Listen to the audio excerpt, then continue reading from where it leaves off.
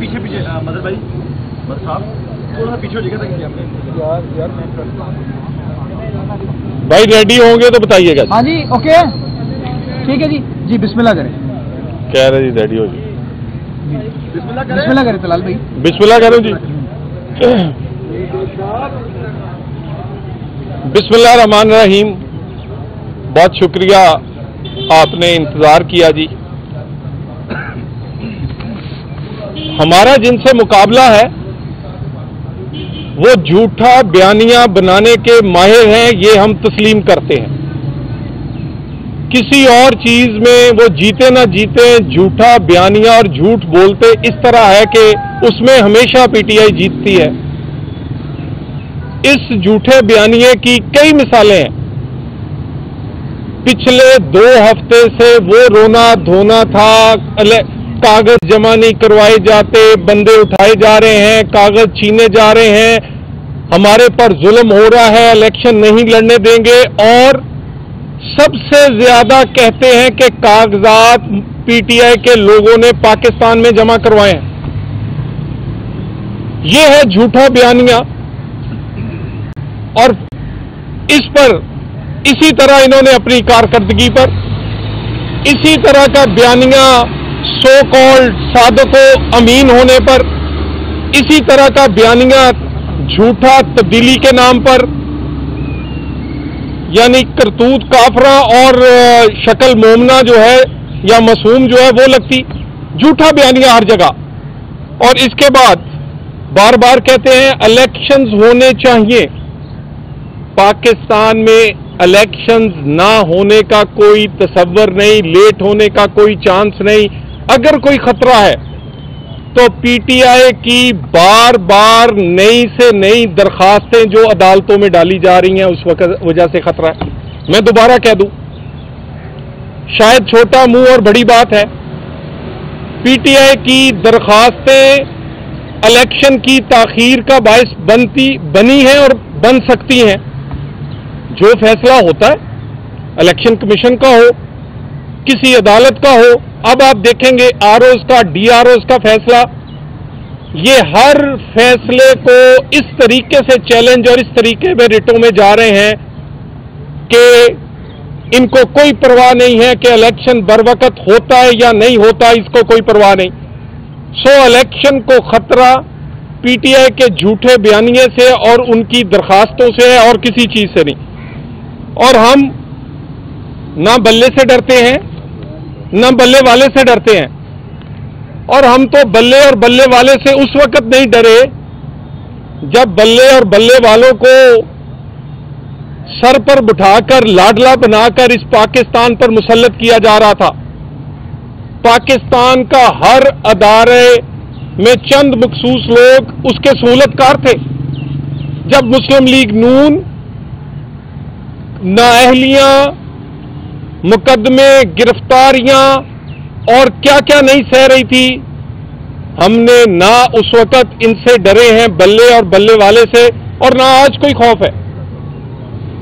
اور یہ جو نشان انہیں ملے نہ ملے، لیکن ایک موقف ہے نا کہ آپ الیکشن کمیشن اتنا کمزور ہے کہ فورن فنڈنگ ثابت ہوتی ہے، لیکن فورن فنڈنگ کی سزا دینے کے بیچارہ قابل نہیں ہے کہ وہ اس جماعت کو سزا دے سکے. صادق و امین سو کالڈ سائفر سے لے کر فورن فنڈنگ اپنے بچوں کا حساب نہیں دے سکتا، لیکن الیکشن کمیشن اتنا اس کا 62-63 کمزور ہے کہ وہ عمران کو سزا نہیں دے پا رہا. اگر کسی الیکشن کی شفافیت کو خطرہ ہے، اگر الیکشن میں لیول پلینگ فیلڈ کو کوئی خطرہ ہے، تو وہ اداروں کے معذرت خواہانہ رویے سے خطرہ ہے. فورن فنڈنگ ہوئی، کہتے ہیں ہوئی ہے، سزا دے نہیں سکتے، اتنا کمزور قانون ہے. اس کی بیٹی اس کی ہے یا نہیں ہے، اس کا جواب بڑا کلیئر ہے، لیکن کسی میں اتنی ہمت نہیں کہ 62-63 کا کوئی فیصلہ جاری کر سکے. سائفر پاکستان کے کیمروں کے سامنے اس طرح لہرائے گئے، لیکن پاکستان کے قانون میں اتنی جان نہیں ہے، کیونکہ لاڈلا بے شک سابقہ لاڈلا ہی ہو، لیکن آخر پھر لاڈلا تو ہے نا جی۔ اور یہ جو بار بار اس کو سہولت کاری، مجھے آج بھی میرا سوال ہے، اگر الیکشن کمیشن یہ سمجھتا ہے کہ یہ انتخابات اس کے پارٹی کے نہیں ہوئے اور اس سے نشان چھینا گیا ہے، یہ میری بات نوٹ کر لیں، الیکشن کمیشن کا یہ فیصلہ آج نہیں تو کل جو ہے ہوا میں اڑ جائے گا۔ کون پاکستان میں قانون کی عملداری کرے گا؟ لیول پلینگ فیلڈ بار بار ہمیں تانا دینے والے، ہمارے تو آج کے دن تک بھی جو سینیٹر ہیں وہ آزاد حیثیت سے منتخب ہو کر ایوان میں بیٹھے ہیں۔ کوئی نہیں اس دن کسی نے کہا تھا اوئے ہوئے شیر کا نشان چھین لیا ہے، بڑا ظلم ہو گیا۔ نواز شریف نااہل ہوا، تاحیات نااہل کیا گیا، کسی آئین کی کتاب سے نہیں بلکہ بلیک ڈکشنری سے، کالی ڈکشنری سے کالا فیصلہ ہوا، سیاہ فیصلہ ہوا، کسی نے کوئی آسمان سر پہ نہیں اٹھایا۔ اور یہی کاغذات اگر 2018 میں نواز شریف کے منظور ہو جاتے اور جو کہ ہونے چاہیے تھے قانون کے تحت، تو 2018 میں بھی لاڈلا مسلط نہ ہو پاتا۔ لیول پلینگ فیلڈ تو آپ چھینتے ہیں اور ہمیشہ نون لیگ سے چھینتے ہیں۔ کتنے آپ کے فیصلے جو ہیں، جب شیر کا نشان چھینا گیا ہمیں تو کوئی سٹے نہیں ملا، وہ ہم بھی تو پاکستانی ہیں۔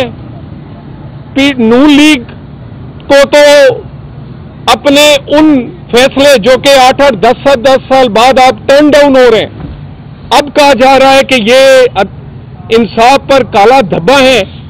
ہمیں تو اس وقت کسی نے نہ پوچھا، نواز شریف کے کاغذات سے لے کر اس وقت اس کو نااہل کرنے سے لے کر شیر کا نشان چھیننے تک ہر وہ عمل جاری رہا۔ نون لیگ نے درخواست الیکشن ڈیلے کروانے کی اس وقت بھی نہیں دی تھی، ہم اس وقت بھی ڈٹ کر الیکشن لڑتے رہے، اور آج پھر الیکشن ڈیلے ہونے کا چانس انہی عدالتی درخواستوں سے ہے جس کی مدعی پی ٹی آئی بنی ہوئی ہے، اور وہ جانتی ہے اسی طرح جھوٹا بیانیہ بنا رہی ہے جیسے امیدواروں کے بارے میں بناتی رہی کہ ہمارے امیدواروں کو کاغذات نامزدگی داخل نہیں کرنے دیے جا رہے، اور آج کہہ رہی ہے سب سے زیادہ کاغذات نامزدگی ہماری پی ٹی آئی کی جماعت نے داخل کیے ہیں، اور کہتے ہیں بدلہ ووٹ سے ہوگا۔ ووٹ سے ترقی ہوتی ہے، ووٹ سے امن آتا ہے، ووٹ سے بدلے نہیں لیے جاتے۔ ووٹ بدلہ لیتے ہوئے تو آپ نے 2018 سے لے کے 22 تک اس ملک کا بیڑا غرق کیا ہے۔ بدلہ تو آپ نے ملک سے، پاکستان کی سیاسی رہنماؤں اور جماعتوں سے، اور تو اور پی ٹی آئی نے پتہ نہیں کس اپنے اندر جو ان کا چھپا ہوا تھا بدلہ جو ہے وہ انہوں نے شہیدوں سے بھی لیا ہے، شہیدوں کے مجسموں سے بھی لیا ہے۔ بدلہ تو قائد اعظم کے گھر کو جلا کر بھی لیا جاتا ہے، یعنی قائد اعظم کا گھر پٹرول بم سے جلا دیا جائے تو آپ الیکشن لڑ سکتے ہیں، لیکن اگر کوئی فاٹا سے اٹھنے والا آدمی بارود باندھ کر دھماکہ کرے تو وہ دہشت گرد ہے۔